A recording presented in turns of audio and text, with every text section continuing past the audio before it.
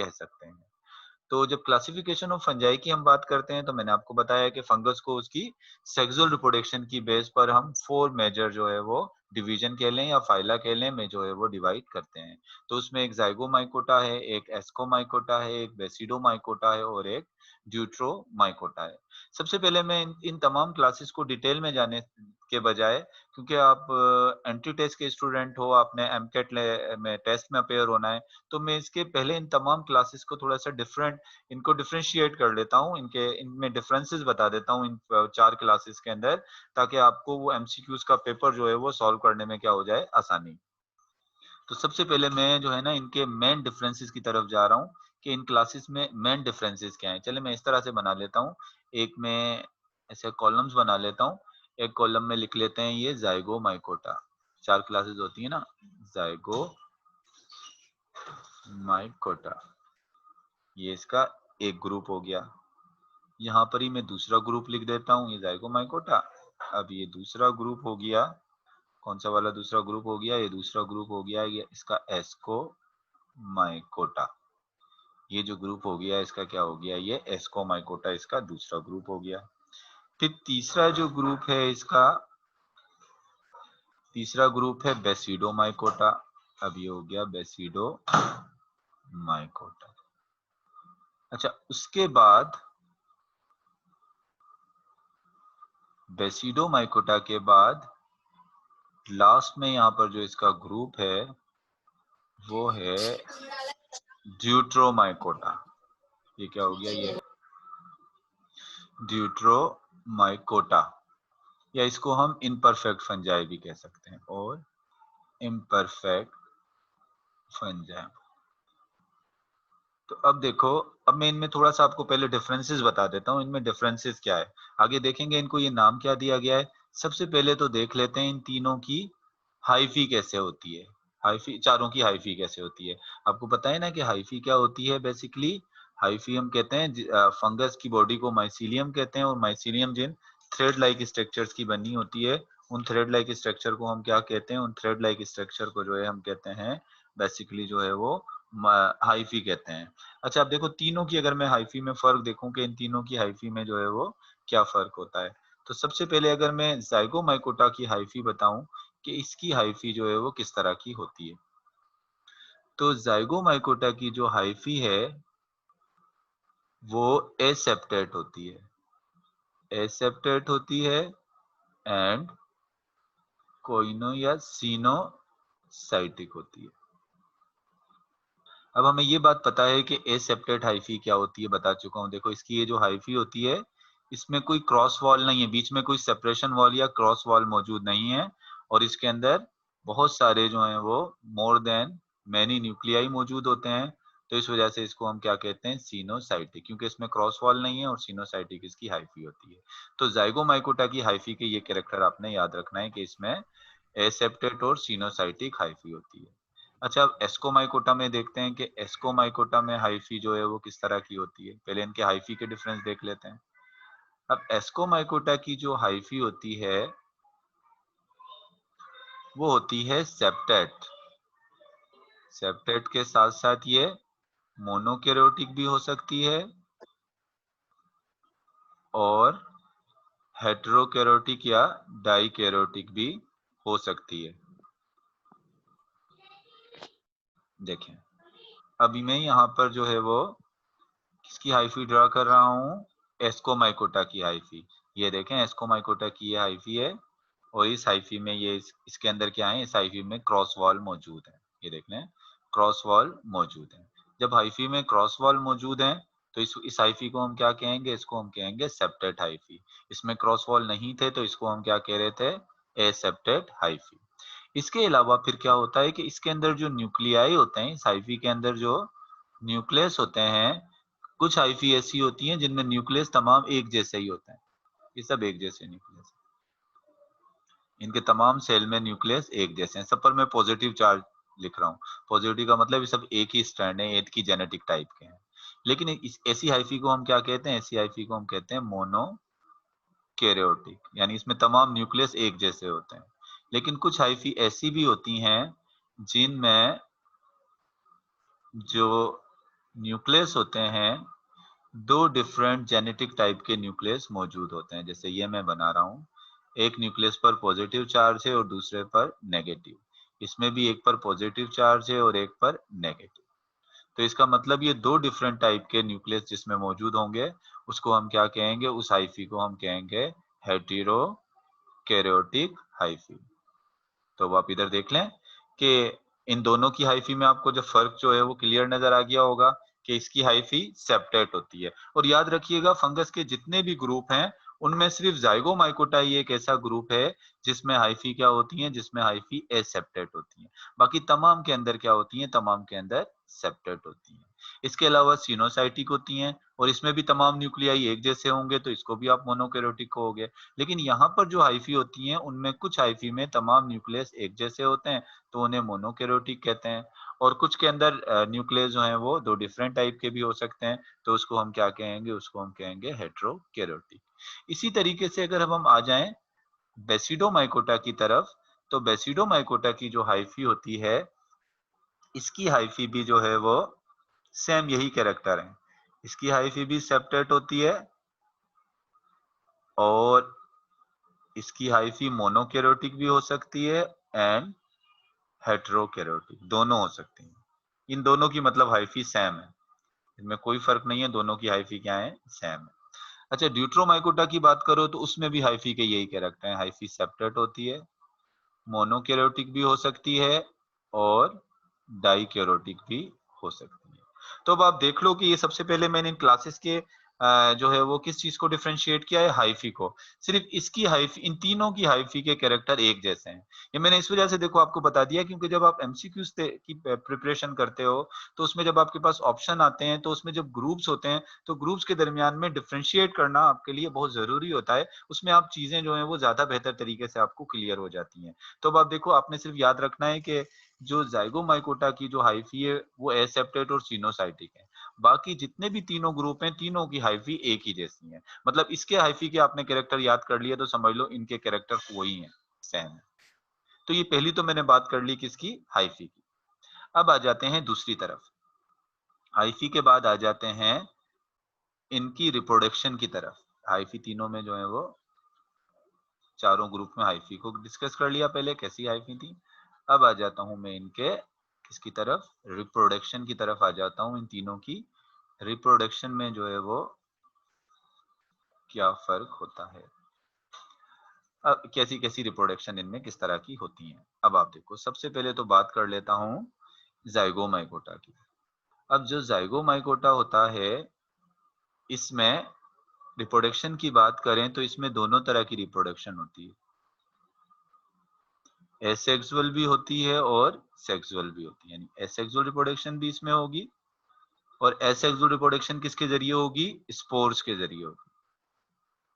जो reproduction fungus की reproduction वाला मेरा आप लेक्चर देखेंगे तो उसमें मैंने बहुत बता दिया है, इसको क्लियरली बताया है कि किस तरीके से जो है वो स्पोर्स बनते हैं।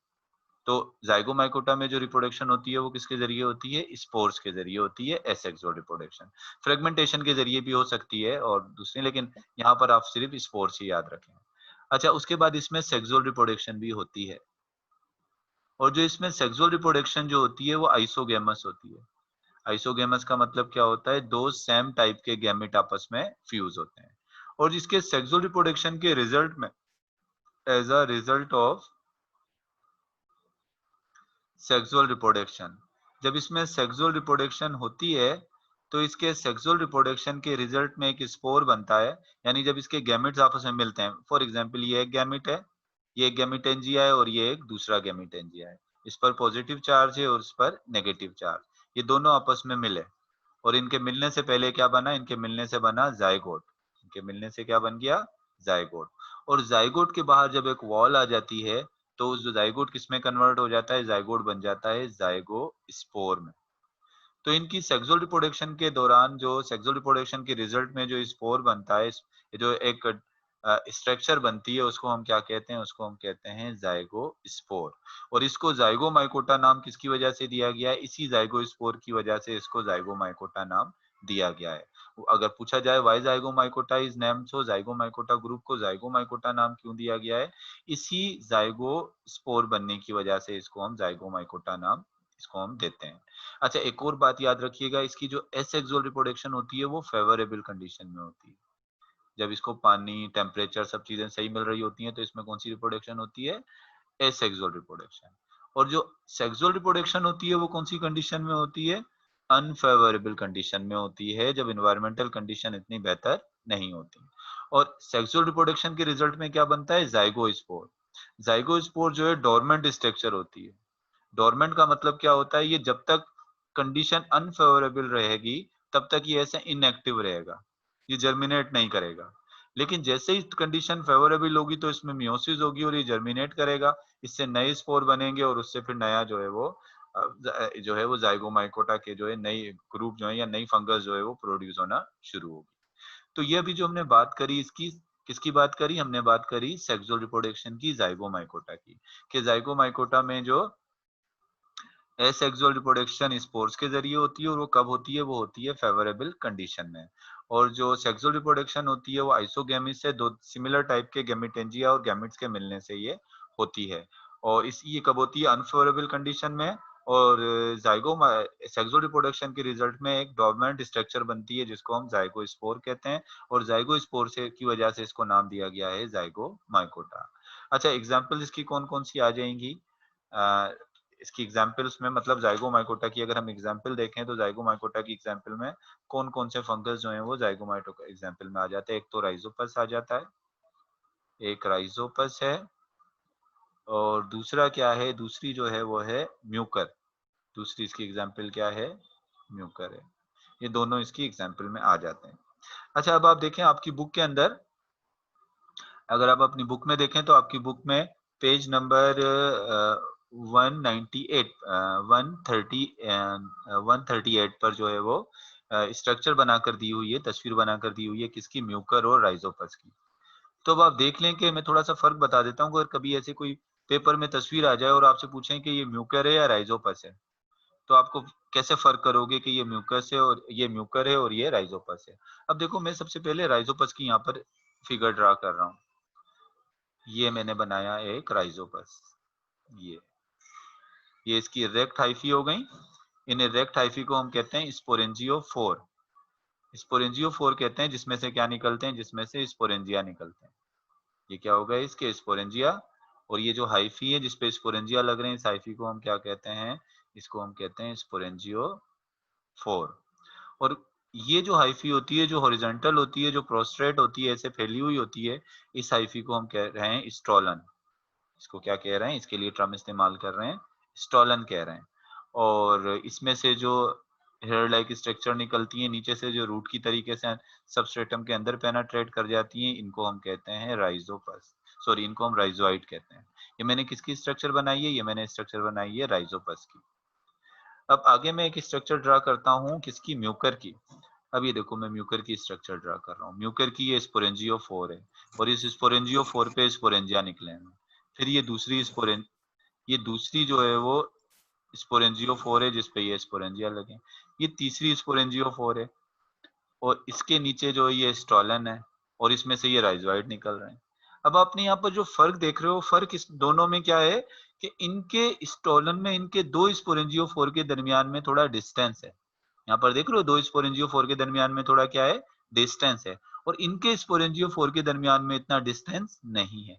तो ये इनकी स्ट्रक्चर में मेन जो है वो डिफरेंस है। अगर कोई ऐसी तस्वीर बनाकर आपको दे दें, तो अगर थोड़ा डिस्टेंस आ रहा है तो आप कहोगे ये राइजोपस है, लेकिन बिल्कुल डिस्टेंस शो नहीं हो रहा तो आप इसको कहोगे म्यूकर। एक दफा नजर डाल लीजिएगा आपकी बुक में जो तस्वीर बनी हुई है म्यूकर और राइजोपस की, इसको डिफरेंशिएट कर लीजिएगा, फिगर वाइज जो है देख लीजिएगा। और एक और बात याद रखिएगा, ड्यूट्रोमाइकोटा, बेसिडोमाइकोटा और एस्कोमाइकोटा में सबसे सिंपल जो ग्रुप है वो कौन सा है? वो है जाइगोमाइकोटा।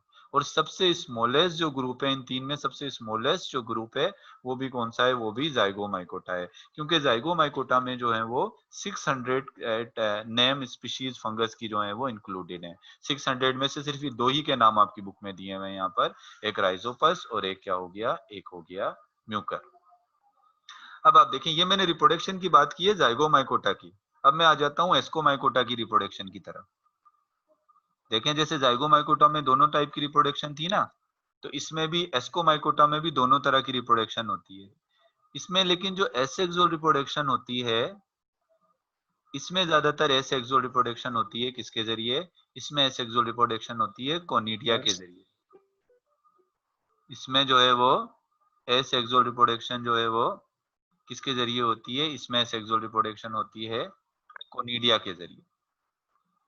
इसमें किसके जरिए हो रही थी? इसमें हो रही थी स्पोर्स के जरिए। स्पोरेंजिया में स्पोर बनते हैं ना, इसमें स्पोर के जरिए हो रही थी। और इसमें किसके जरिए बनेंगे? इसमें जो है वो एस्कोमाइकोटा में जो सेक्सुअल रिप्रोडक्शन होती है वो होती है कोनिडिया के जरिए। तो पहला तो डिफरेंस किसका हो गया? इनकी सेक्सुअल एसेक्सुअल रिप्रोडक्शन का।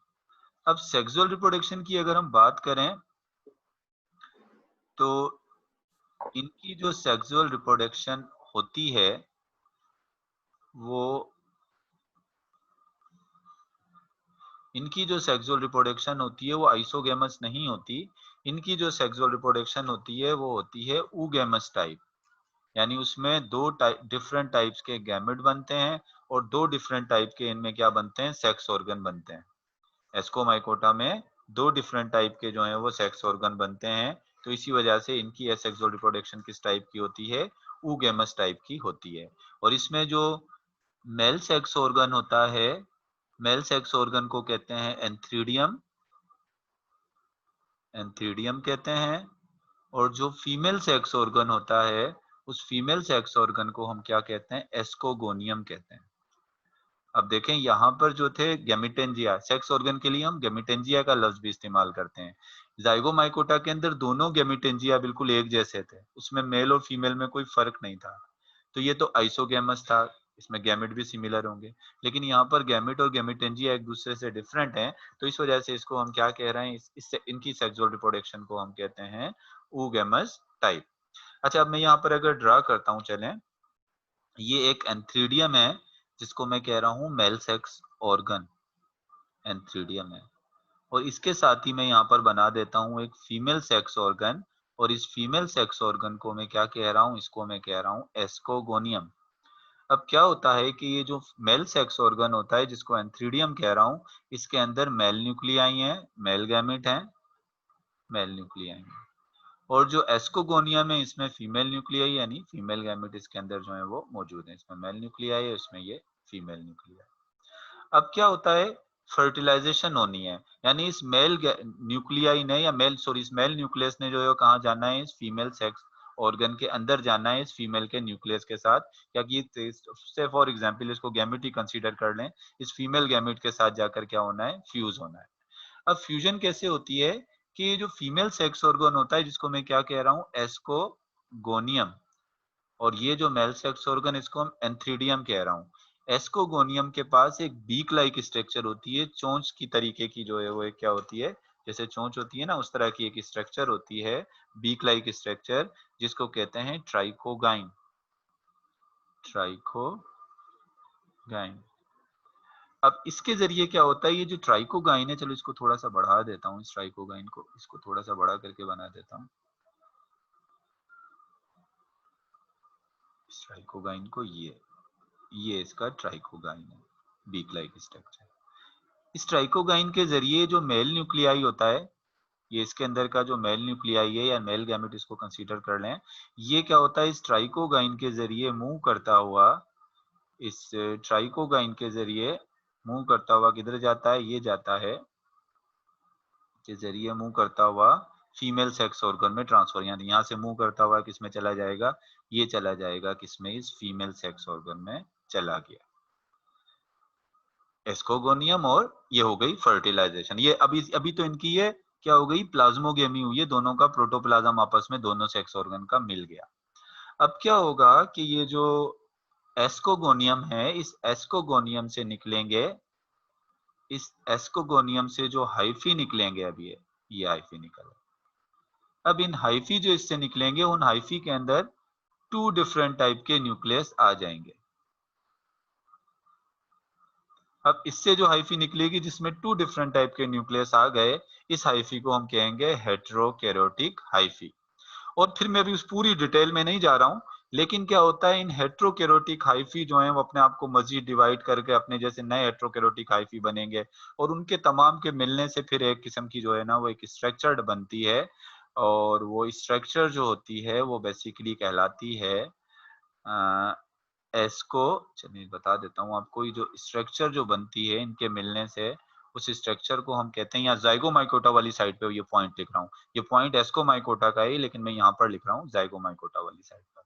इनके मिलने से एक फ्रूटिंग एक स्ट्रक्चर बनती है जिसको कहते हैं एस्कोकार्प, यानी एस्कोगोनियम ही है, इसमें से बहुत सारी हेट्रोकैरोटिक हाइफी निकलेंगी और वो किसमें कन्वर्ट हो जाती हैं, वो कन्वर्ट हो जाती हैं एक फ्रूटिंग बॉडी में जिसको हम क्या कहते हैं एस्कोकार्प।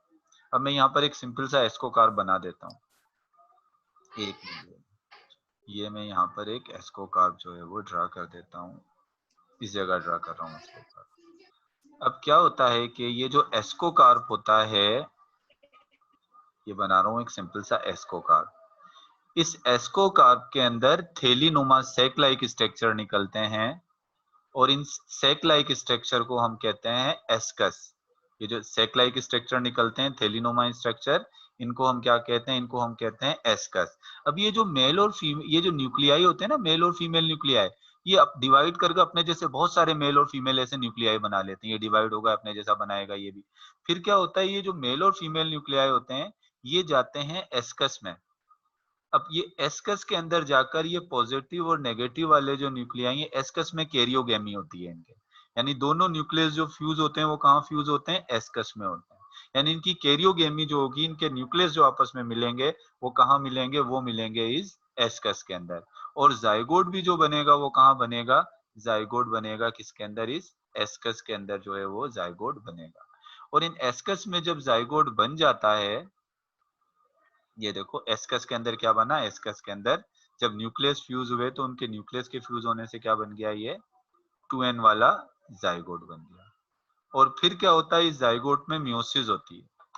इस जाइगोट में क्या होगी, इस जाइगोट के अंदर होगी मियोसिस, इस जाइगोट में होगी मियोसिस। और जब जाइगोट में मियोसिस होगी तो जाइगोट में मियोसिस की वजह से क्या होगा, चार किस्म के जो है वो एक जाइगोट से 4 जो है वो सेल बनेंगे और वही 4 सेल जो है बेसिकली क्या बना लेंगे, वो स्पोर्स बना लेंगे। उन्हीं 4 सेल से क्या बन जाएंगे ये, इसको मैं थोड़ा सा इरेज करता हूँ, बहुत डिटेल में चले गए लेकिन ये आपकी बुक में चीजें थी, वो अगर आप अपनी बुक से पढ़ोगे वो थोड़ी कंफ्यूजन करके आपको कंफ्यूज करके इसमें कंफ्यूज किया हुआ है, तो मैं उसको सिंपल उसी तरह से लेके चला हूँ यहाँ पर ताकि आपको इसकी पॉइंट्स बता चुका हूँ एक दफा, फिर जो है मैं इसको रिपीट भी करूंगा। तो अब ये देखें, ये क्या हो गया, ये जाइगोट बना था सबसे पहले, फिर इसमें फिर ये जाइगोट डिवाइड हुआ और जाइगोट के डिवाइड होने से क्या बने, ये ऐसे बन जाएंगे एस्कोस्पोर्स। ये क्या बनेंगे, ये बनेंगे ऐसे एस्कोस्पोर। जाइगोट के डिवाइड होने से ये छोटे छोटे एस्कोस्पोर बनते हैं। अब ये देखो एस्कोकार्प क्या है, एस्कोकार्प ये फ्रूटिंग बॉडी को क्या कह रहे हैं, एस्कोकार्प।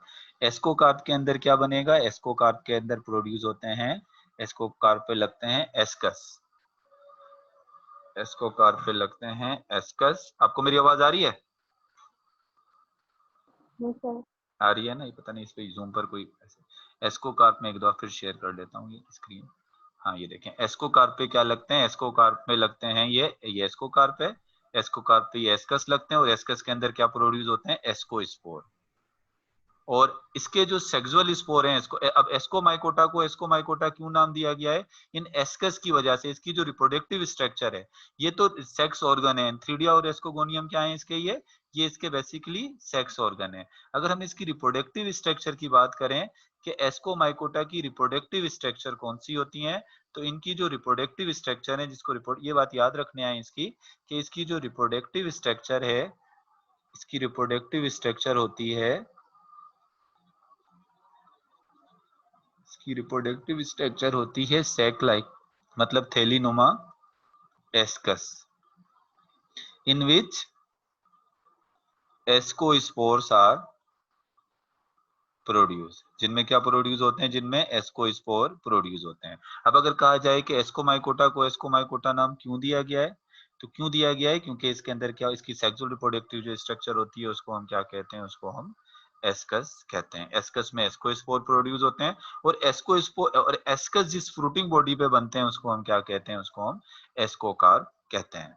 अभी मुझे एस्कोकार्प की, चलें यहीं पर एस्कोकार्प की टाइप्स भी आपको बता देता हूँ, जब हमने बात कर ही ली है इसकी। तो अब देखिए डिफरेंस क्या आ गया, जाइगोमाइकोटा को जाइगोमाइकोटा किसकी वजह से कह रहे थे, जाइगोस्पोर की वजह से, और एस्कोमाइकोटा को जो है वो एस्कोमाइकोटा किसकी वजह से कहते हैं, एस्कोस्पोर की वजह से कहते हैं कि इसमें क्या प्रोड्यूस होता है, इसमें जो है वो एस्कोस्पोर प्रोड्यूस होता है, जिसकी वजह से इसको क्या कहा जाता है, जिसकी वजह से इसको एस्कोमाइकोटा जो है वो इसको नाम दिया गया है। अब अगर एस्को, ये जो एस्कोकार्प होते हैं, जो फ्रूटिंग बॉडी जिसपे एस्कस प्रोड्यूस होता है, जिसको हम एस्कोकार्प कह रहे हैं, एस्कोकार्प की जो है वो डिफरेंट टाइप्स होती हैं। अब मैं अगर उन एस्कोकार्प की डिफरेंट टाइप्स यहाँ पर, इसको पहले मैं इरेज कर देता हूँ, फिर मैं एस्कोकार्प की डिफरेंट टाइप्स यहाँ पर लिखवा देता हूँ। तो देखें इसके एस्कोकार्प की जो टाइप्स हैं उसमें सबसे पहले एस्कोकार्प की जिस टाइप को मैं यहाँ बताऊंगा, इसको यहाँ बता, टाइप्स ऑफ एस्कोकार्प। एस्कोकार्प वो फ्रूटिंग बॉडी है जिस पर एस्कस लगते हैं। तो एस्कोकार्प की जो टाइप है उसमें सबसे पहली जो टाइप है वो है ओपोथीशियम। ओपोथीशियम होता है ओपन कप शेप एस्कोकार्प। ये देखें, जैसे ये का एस्कोकार्प है ना, ऐसे ओपन होता है, बिल्कुल खुला हुआ है, ऐसे कप की शेप का है, और उसके ऊपर एस्कस जो है बिल्कुल खुले हुए लगे हैं, किसी चीज में बंद नहीं है। तो ओपन और कप शेप का जो एस्कोकार्प होता है उसको हम क्या कहते हैं, उसको हम कहते हैं ओपोथीशियम। फिर दूसरे नंबर पर जो है एक और आ जाता है ग्रुप, जिसको दूसरा जो इसकी टाइप है, ये पहली टाइप हो गई। दूसरी जो टाइप है वो है पेरीथीशियम। अब पेरीथीशियम जो है वो फ्लास्क शेप होता है।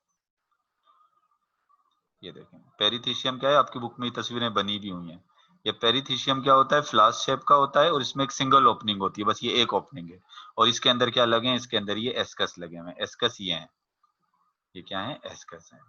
फिर एक और होता है जिसको हम जो है वो इसके तीसरी टाइप जो होती है, लास्ट इसकी जो टाइप है वो है क्लेजोथीशियम। उसमें क्या होता है, एस्कोकार बंद होता है बिल्कुल, और एस्कस भी इसके अंदर लगे हुए होते हैं। तो ये कौन सी टाइप हो गई, क्लेजोथीशियम हो गई। तो ये तीन जो है वो एस्कोकार्प की क्या आती हैं, एस्कोकार्प की जो है ये तीन जो है वो इसकी टाइप्स थी। अब देखें जाइगोमाइकोटा की तो सेक्सुअल रिप्रोडक्शन इतनी डिटेल में नहीं थी, एस्कोमाइकोटा की सेक्सुअल रिप्रोडक्शन थोड़ी सी मैंने यहाँ पर आपको डिटेल के अंदर बताई है। अच्छा, जाइगोमाइकोटा की जो स्पीशीज थी, यानी जाइगोमाइकोटा की जो एग्जाम्पल्स जो दी हुई थी, एक तो राइजोपस थी और एक नुकर। अब अगर हम एग्जाम्पल्स की बात करें किसकी, एस्कोमाइकोटा की, कि एस्कोमाइकोटा के अंदर कौन कौन से फंगस जो हैं वो आ जाते हैं, इसकी एग्जाम्पल्स में कौन कौन से फंगस जो हैं वो इसमें शामिल हैं। अगर हम इसकी एग्जाम्पल्स की बात करें तो इसके अंदर पाउडरी मिल्ड्यू एक प्लांट पैथोजिन होता है, प्लांट पर अटैक करने वाला एक प्लांट पैथोजिन है, जिसको हम क्या कहते हैं, पाउडरी मिल्ड्यू। एक डिजीज है जो पाउडरी मिल्ड्यू काज करती है। ये जो काज करने वाला जो फंगस है वो बेसिकली किससे बिलोंग करता है, वो क्लास एस्कोमाइकोटा से बिलोंग करता है। मोरल्स मोरल्स जो फंजा है वो भी एस्कोमाइकोटा से बिलोंग करते हैं। ट्रफल्स जो हैं ये भी एस्कोमाइकोटा से बिलोंग करते हैं। सेकंड ईयर की बुक में आपने एक न्यूरोस्पोरा पढ़ा था, जिस पर one gene one enzyme hypothesis Beadle और टॉटम ने जो एक्सपेरिमेंट किया था न्यूरोस्पोरा पर, वो भी एस्कोमाइकोटा से बिलोंग करता है। और एक जो यूनिसेलुलर फंजा है जिसको हम यीस्ट कहते हैं, जो नॉन हाइफल, वो भी किससे बिलोंग करती है, वो भी एस्कोमाइकोटा से बिलोंग करती है। और आपकी बुक में यीस्ट को थोड़ा सा डिटेल उसकी दी हुई है यीस्ट की, वो मैं आपको बाद में बताऊंगा। हम इस वक्त इनको डिफ्रेंशिएट कर रहे हैं। तो अब ये तो मैंने बताई, किसकी बात कर दी, ये मैंने बात कर दी एस्कोमाइकोटा की सेक्सुअल रिप्रोडक्शन की। अब आ जाते हैं बेसिडोमाइकोटा की रिप्रोडक्शन की तरफ। तो बेसिडोमाइकोटा जो होता है, इसके पास भी क्या होते हैं, इसके पास भी दोनों किस्म की रिप्रोडक्शन होती है, एसेक्सुअल भी होती है, और इसके पास क्या होती है, एसेक्सुअल रिप्रोडक्शन कोनिडिया के जरिए होती है, और इसके पास जो है वो सेक्सुअल रिप्रोडक्शन भी होती है। और इसकी भी जो सेक्सुअल रिप्रोडक्शन होती है वो ऊगेमस टाइप होती है। पर्टिकुलरली जो है वो इसके सेक्स ऑर्गन के नाम आपकी बुक में ऐसे मेंशन नहीं किए गए तो फिर आपने भी याद करने की जरूरत नहीं है। लेकिन यह है कि इसके सिर्फ इतना बताया गया है कि जब इसकी सेक्सुअल रिप्रोडक्शन होती है तो इसकी सेक्सुअल रिप्रोडक्शन के बाद जो बेसिडोकार्प के अंदर जो इसकी इसकी जो एक सेक्सुअल रिप्रोडक्टिव स्ट्रक्चर होती है, जैसे इसकी सेक्सुअल रिप्रोडक्टिव स्ट्रक्चर को हम क्या कह रहे थे, इसकी सेक्सुअल रिप्रोडक्टिव स्ट्रक्चर को एस्कस कह रहे थे। ठीक है, अब इसमें मैंने जितनी सेक्सुअल रिप्रोडक्शन इसकी बताई है ना, तो उसमें असल पॉइंट जो याद कर रखने का है वो सिर्फ ये याद रखने का है। इसमें आप ये तो कम से कम याद रखें कि इसकी सेक्सुअल रिप्रोडक्टिव स्ट्रक्चर को हम क्या कहते हैं, उसको हम कहते हैं, ये क्या है, ये एस्कस। इसी तरीके से बेसिडोमाइकोटा की सेक्सुअल रिप्रोडक्शन के बाद जो स्ट्रक्चर बनती है, इसकी सेक्सुअल रिप्रोडक्टिव स्ट्रक्चर कहलाती है, सेक्सुअल रिप्रोडक्टिव स्ट्रक्चर कहलाती है बेसिडियम। उसको क्या कहते हैं, उसको हम बेसिडियम कहते हैं। अब मैं चले यहाँ पर एक बेसिडियम ड्रा कर देता हूँ, ये बेसिडियम क्लब शेप का ऐसे होता है, ये बेसिडियम। और बेसिडियम के ऊपर लगते हैं बेसिडोस्पोर। देखें एस्कस एस्कोस्पोर और बेसिडोस्पोर में यहाँ पर क्या फर्क है कि एस्कोस्पोर जो है वो एस्कस के अंदर होते हैं। एस्कोस्पोर कहाँ होते हैं, एस्कस के अंदर होते हैं। जबकि बेसिडोस्पोर जो है, बेसिडोस्पोर कहाँ होते हैं, बेसिडोस्पोर जो है वो बेसिडियम के ऊपर होते हैं। ये जो स्ट्रक्चर नजर आ रही है, इसको हम क्या कहते हैं, इसको हम कहते हैं बेसिडियम। और इस बेसिडियम के ऊपर ये जो सिलेंड्रिकल स्ट्रक्चर नजर आ रही है, इसको कहते हैं स्ट्रिगमेटा।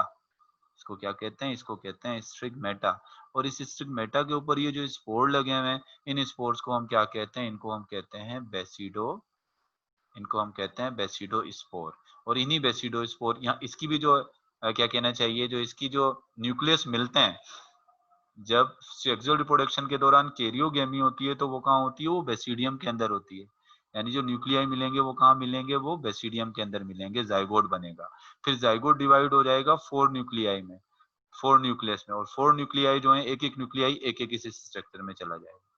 और उस तरह से क्या बन जाएंगे, ये 4 जो है वो बेसिडो स्पोर्स बन जाएंगे।